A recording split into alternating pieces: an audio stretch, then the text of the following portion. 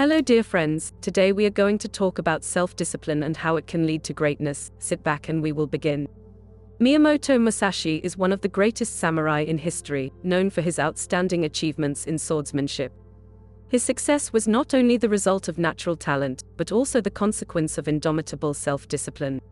It was this discipline that paved the way to his greatness. Musashi's first fight took place when he was only 13 years old, and he emerged victorious. He subsequently competed in over 60 fights and was never defeated. This record remains one of the most remarkable achievements in martial arts history. However, Musashi was not only a master swordsman, he also proved to be a gifted artist and philosopher.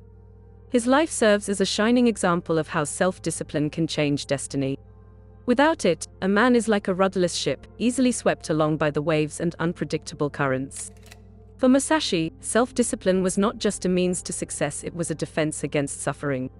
He believed that a disciplined person was better prepared to meet life's challenges and surprises. In this text, we will look at Miyamoto Musashi's teachings on supreme self-discipline and how they can be applied to our daily lives.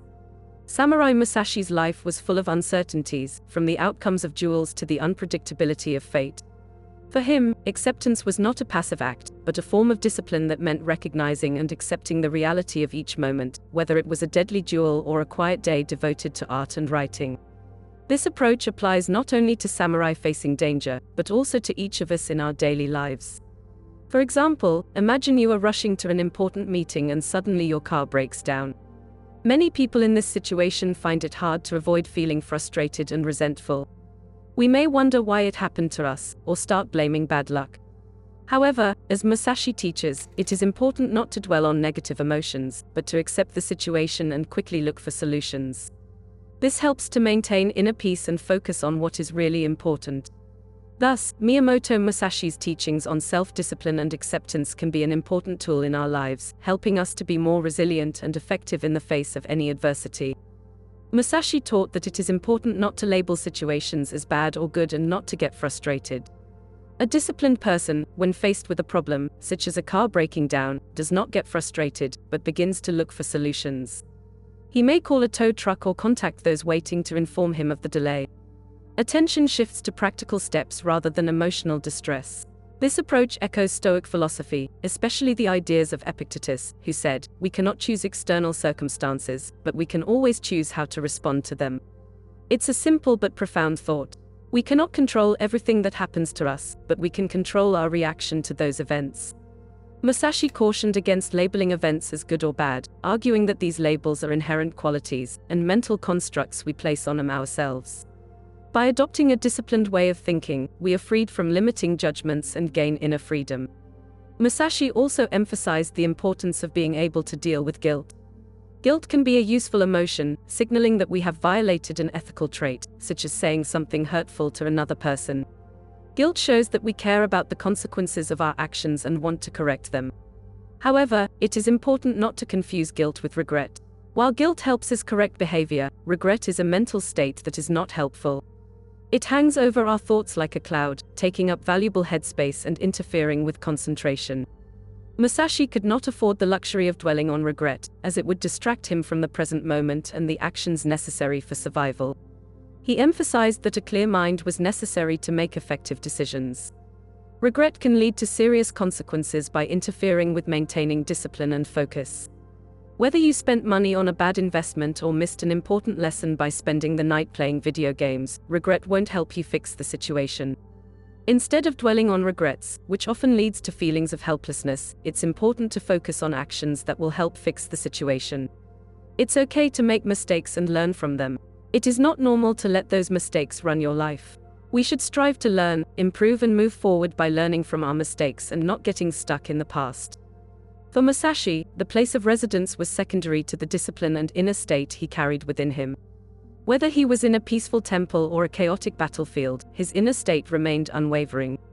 Many people believe that a change of residence can solve all their problems and lead to happiness, but Musashi challenges this common notion. He emphasizes that the key to contentment does not depend on a particular place, but lies in our mindset and attitude towards life. Happiness is essentially an internal state of mind. Certainly, a new place can temporarily improve your mood, but if you are not satisfied or in tune with your life goals, that initial happiness will quickly fade and you will be back to square one. As Confucius said, wherever you go, you will always be yourself. Musashi teaches us to be prepared for the unpredictability of life. If we are on a path of self-improvement or striving for mastery in a particular field, we may encounter unexpected life circumstances, such as moving to another country or adapting to a new culture. These changes test our mental and emotional strengths. Instead of focusing on the location, Musashi invites us to reflect on how we adapt, how resilient we are, and how committed we are to our goals. These qualities help us thrive no matter where life takes us. Musashi also warns of shiny object syndrome, where people are constantly switching between new and trendy ideas without having time to delve into any of them. In today's world, with its many career options and endless interests, this phenomenon is becoming more and more common. People are often passionate about several different areas, be it sports, computers, or art, and jump from one to the next. Barely something new catches their attention. Musashi, on the other hand, took a different path. He dedicated his life to mastering the art of swordsmanship, practicing tirelessly day after day and honing his skills. However, it is worth remembering that he was not only an outstanding swordsman, but also a talented artist, wise philosopher and strategist. Learning one path does not mean limiting oneself to one activity. It emphasizes the importance of focused discipline in mastering one skill at a time, giving it your full time and attention until you achieve mastery. Once you have mastered one thing perfectly, you will be able to apply that skill to other areas. Musashi believed that knowing one way leads to understanding 10,000 other ways.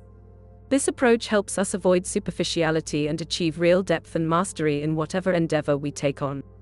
Learning one skill fully allows us to see patterns that can help us learn other skills as well. In the case of Miyamoto Musashi, his strategy was based on patterns he learned from duels with opponents and put into practice. This is well illustrated by the example of resilience. Once we learn how to adapt in one area, we can apply that ability to other aspects of life. For example, if you know how to prepare for an exam, you can apply this approach to other exams. If you know how to adapt at work, you'll be able to handle any task that comes your way. It all starts with mastering one skill to then understand many others. Musashi also talked about the importance of not being tied to a place of residence. As a samurai who was constantly faced with life and death situations, this principle was especially meaningful to him.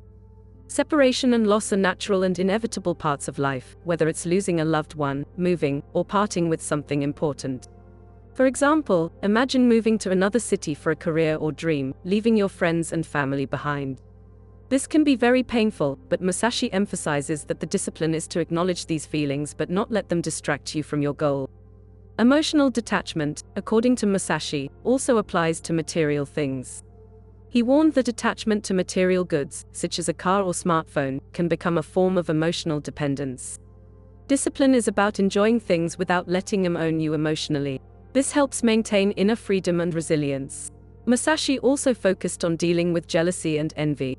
These emotions can distract from self-improvement and focusing on your own path. Imagine seeing a friend on social media who has achieved what you aspire to or is traveling to exotic places.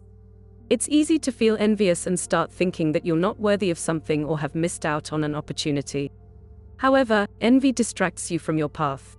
Musashi understood that focusing on himself and his skills was the key to success. He didn't waste time envying other swordsmen, but instead worked on his art, improving his strengths and correcting his weaknesses. Jealousy is a waste of time and energy that could have been invested in his own development. Like Musashi, in today's world it is important not to be distracted by the successes of others, especially in the age of social media where envy can be a real test of discipline. Instead of envy, you should use that momentum as fuel for your own growth. This will help you become the best version of yourself and succeed in your field, regardless of the path others take.